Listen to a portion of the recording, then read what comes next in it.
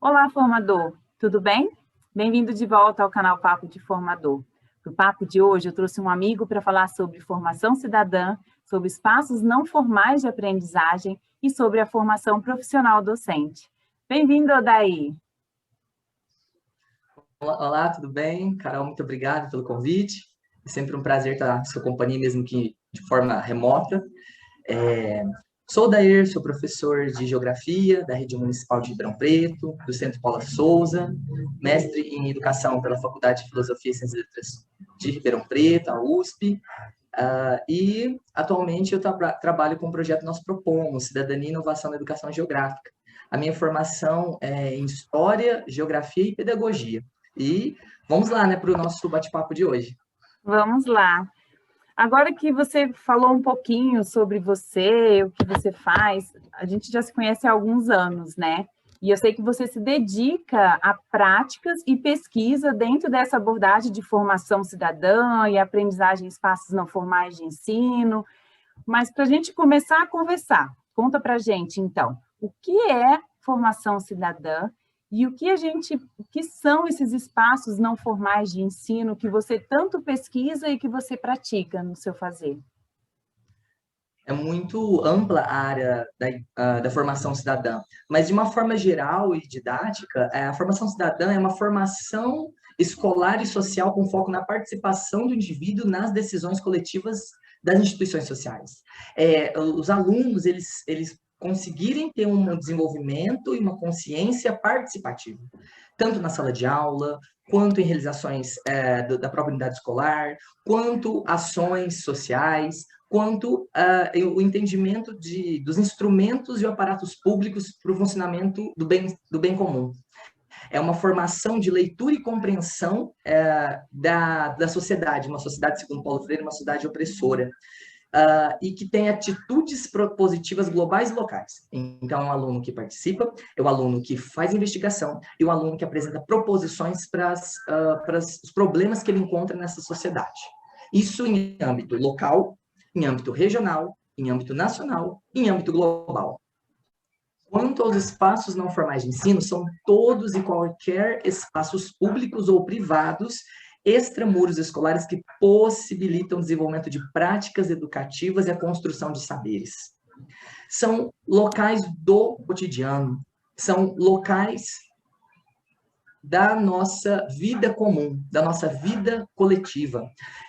São praças, parques, instituições religiosas, cemitério,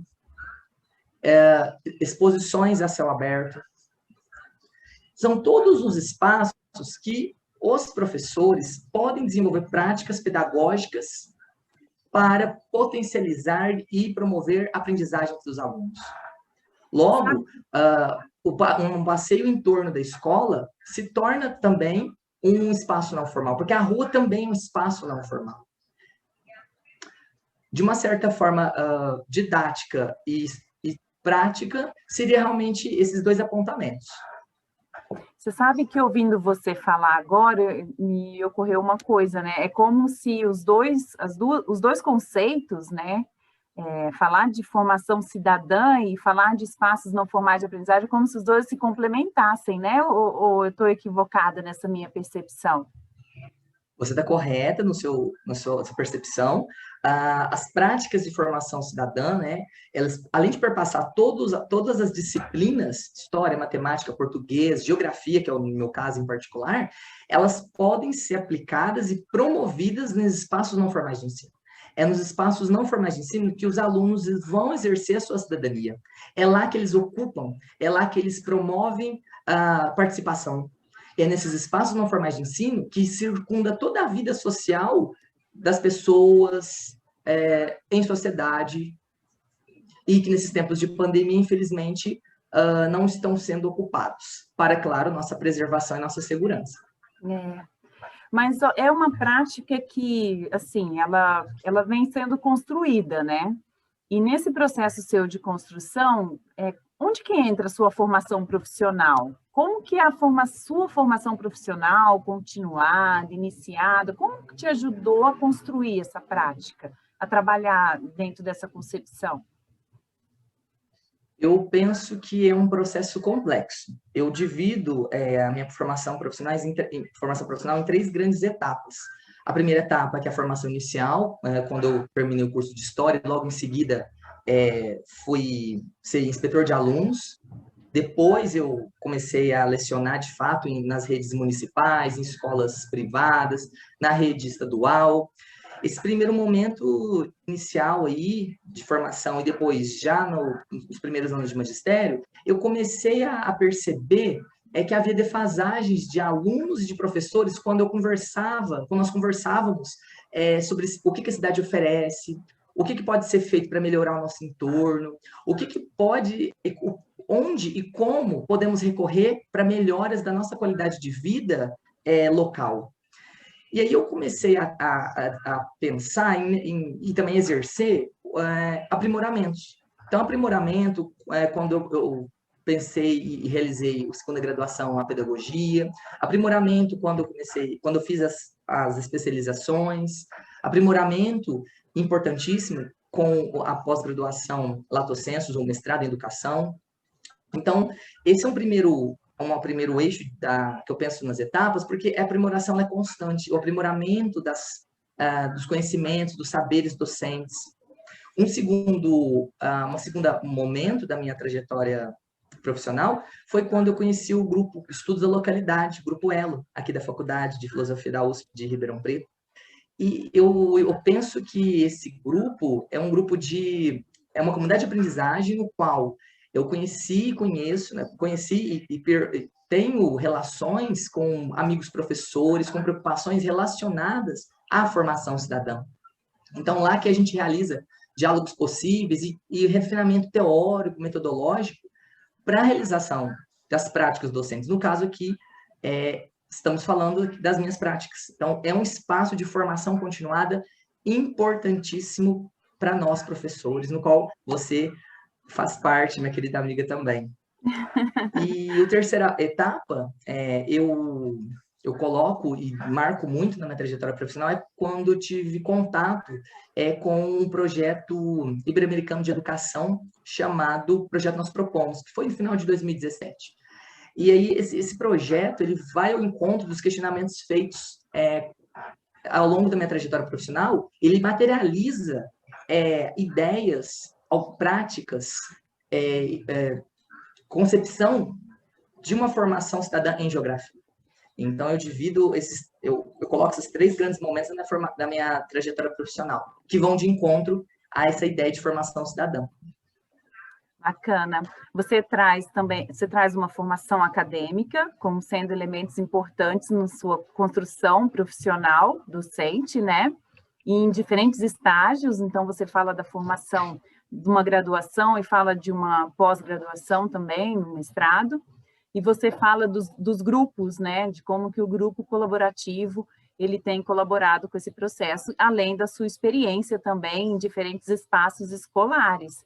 Né? Então, é interessante que a gente consegue pensar na multiplicidade, né, de elementos que constituem o fazer docente, né, e que atuam na sua formação. Né? Nós temos acesso, a gente consegue se desenvolver profissionalmente a partir de diferentes mecanismos, né, diferentes experiências. Né? E a gente vê muito isso na sua fala, essa diversidade toda, bacana. Muito legal. Você sabe que aqui no Papo de Formador, nós conversamos com formadores, né? Então, nós temos formadores que atuam na formação inicial, que você já comentou da sua, mas nós temos formadores que, assim como eu, atuam na formação continuada. E aí eu pergunto para você, para me ajudar e ajudar o formador que está em casa também, o que nós, formadores, que atuamos na formação continuada, podemos fazer para ajudar professores a desenvolver práticas nesse sentido, dentro dessa concepção, né, de formação cidadã, de uso de espaços não formais de aprendizagem? Como que a gente pode colaborar com um professor que tem essa característica como você? Eu penso que são três grandes ações que podem ser feitas. A primeira grande ação e um pilar, digo, é o estímulo constante. O estímulo constante para a valorização das ações subjetivas dos docentes. um estímulo constante para não desanimar o professor, ou seja, para sempre promover a esperança numa formação cidadã, e sempre valorizar o professor que busca a pesquisa para complementar a sua prática pedagógica. Sempre valorizar o professor e sempre valorizar as falas e ações que estão em torno da ciência, em prol da ciência. Devido à ciência que a gente consegue aí desenvolver práticas cidadãs. Então, a ciência e as práticas escolares, né, elas caminham juntas, elas não podem ser dissociadas. Uma segunda grande ação, penso que é a promoção e ampliação de canais de comunicação e redes de formação. O canal Papo de Formador é um canal de formação, sem dúvida nenhuma. Ele alicerça elementos para a valorização de formação continuada dos docentes. Fora isso, na verdade, dentro dessas redes de formação, a ideia é manter os professores informados sobre o que acontece e o que existe disponível para eles se aprimorarem. Cada um a seu tempo. E de nada imposto. O professor não gosta de nada imposto, pois a sociedade nos impõe muito em diferentes momentos da nossa realidade, em diferentes momentos da nossa trajetória profissional. Então, disponibilizar materiais por meio dessas redes e canais de comunicação é um caminho muito importante, um caminho muito possível de ser feito. E quando a gente também fala de redes de formação, a gente pode pensar nas associações. Por exemplo, a Associação de Geógrafos Brasileiros. Tem grupo de estudo que discute prática pedagógica de ensino de geografia. A Rede Latino-Americana de Ensino de Geografia, a Rede Ladigel também, ela discute muito sobre o refinamento teórico e metodológico dos docentes para professores também da educação básica. E participação direta ou indireta em grupos de pesquisa. Por exemplo, o que eu citei agora, o que eu participo, nós participamos do Grupo Elo. Existem vários grupos de pesquisa em várias universidades, de diversos modos de participação. Não precisa necessariamente ser a presença direta, mas pode ser uma participação, pode ser um acesso aos materiais dos grupos de pesquisa. Então, todo esse caminhar valoriza uma formação continuada dos professores. Isso eu digo em todas as disciplinas, em todas as áreas do conhecimento. E uma terceira ação é disponibilizar materiais de estudo, pesquisa e material pedagógico de modo permanente para os professores. Eles precisam saber que existe material de cartografia tátil. Os professores precisam saber que existe material para trabalhar com alunos autistas. Então, o ensino de geografia que envolva a toda uma diversidade de alunos que representa a diversidade da nossa sociedade. Então, o professor precisa ter contato e saber da existência desses materiais. E é nesse caminho que os formadores de professores podem também trabalhar. Nossa, bacana. Ótimas dicas, viu? Já está tudo anotado que eu vou fazer com os meus professores. E eu sou da geografia também, né? Então, a gente que é apaixonado pela geografia, né? A minha primeira formação também, como a sua. E a gente, escutando isso, dá até um quentinho no coração, como se diz, né? Mas, assim, para a gente poder fechar o nosso bate-papo, né? Trabalhar como docente, ser docente a carreira docente é uma carreira que ela exige muito de nós, né? E muitas vezes a gente está cansado, né? Porque a gente trabalha em muitas escolas, né? Desempenha muitos papéis. E aí você, Odair, professor, quando está cansado e pensa em desistir disso tudo que você falou, desse trabalho com essa formação cidadã, nos espaços não formais de ensino, quando você pensa em desistir, que está cansado, o que faz seu olho voltar a brilhar? O que acende? De onde vem essa energia extra para você continuar e começar tudo de novo? Eu penso em dois grandes elementos. O primeiro e inegável elemento são os meus alunos e os nossos alunos. É a possibilidade de ver um sujeito que entra, por exemplo, no primeiro ano do ETIM, que é o Ensino Técnico Integrado ao Médio, no Centro Paula Souza, e sair ao final do terceiro ano do ETIM, ele está apto a apresentar e apresenta, por exemplo, um TCC. e ele adquire ao longo da sua trajetória escolar toda uma série de instrumentos que permite a compreensão e interpretação da sociedade. E eu vejo, tanto pela fala, quanto pela prática, os comportamentos. Quando eles contam sobre a importância que as aulas, não só de geografia, mas as aulas de uma forma geral, foram importantes para a formação dele. E aí eu digo, a sua formação cidadã é quando os alunos prestam vestibulares e são aprovados, é quando eu encontro os alunos e converso com eles e vejo, por exemplo, eles atuando como professores, como engenheiros, advogados, como uma série de profissões que não necessariamente precisam estar ligadas à academia, como, por exemplo, comissário de bordo, e eu vejo eles postando fotos em várias localidades contentes e felizes. E quando vem o sentimento explícito deles de gratidão e de consideração. E um outro ponto, como consequência também, é a possibilidade de poder contribuir de alguma forma com os colegas professores. É quando eu vejo algum colega professor um pouco desanimado, e eu posso conversar com eles, e eu vejo, porque ele está desanimado porque não sabe lidar com algum tipo de situação, e eu consigo, por meio do diálogo, animá-lo, ou passar um site que ele vai ter informações para uma aula diferenciada. Então, essa dupla ação, sendo o pilar os alunos e, como consequente, os professores, faz com que eu consiga lidar, mesmo no contexto de pandemia, ensino remoto, com a educação brasileira. E aí eu lembro de uma frase que uma professora falou num curso certa vez, no começo da minha formação, do Voltaire: nós nos devemos nos afastar das trevas da ignorância e nos aproximar da luz do conhecimento. É isso, mais nada. E falando em luz, quando foi que deu esse clique seu, nessa mudança no seu fazer, de implementar essas práticas? Eu estava cursando História, então, quando eu ingressei em História na Unesp de Franca, eu achava que eu ia trabalhar no IFAM, achava que eu ia trabalhar em Arquivo Nacional, e eu não me via como professor.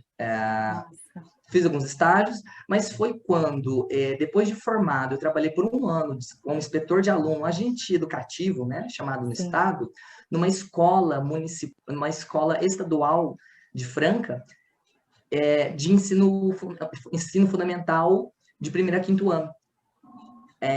Por meio do cotidiano, eu fui perceber tanto na prática que a conduta de um professor é significativa para toda a sua formação escolar e formação humana. Como que certas práticas, palavras, ações podem modelar a possibilidade e a conduta cultural dos sujeitos. Então, foi naquele momento, foi em começo de 2008. Maravilhoso, até hoje. Maravilhoso. Eu vejo você falar, eu vejo tudo isso, do que eu sei do seu trabalho, né, dessa paixão que você carrega, dessa capacidade, né, não só capacidade, mas compreensão do seu papel como agente transformador. Então, daí, obrigada, muito obrigada por vir conversar com a gente. Foi muito bom o nosso papo. Venha mais vezes, o canal está aberto para você. E muito obrigada. Obrigado pela possibilidade de poder compartilhar aqui um pouquinho das minhas experiências, não só com você, minha querida amiga, mas com outros professores e formadores também. Muito obrigado. Obrigada.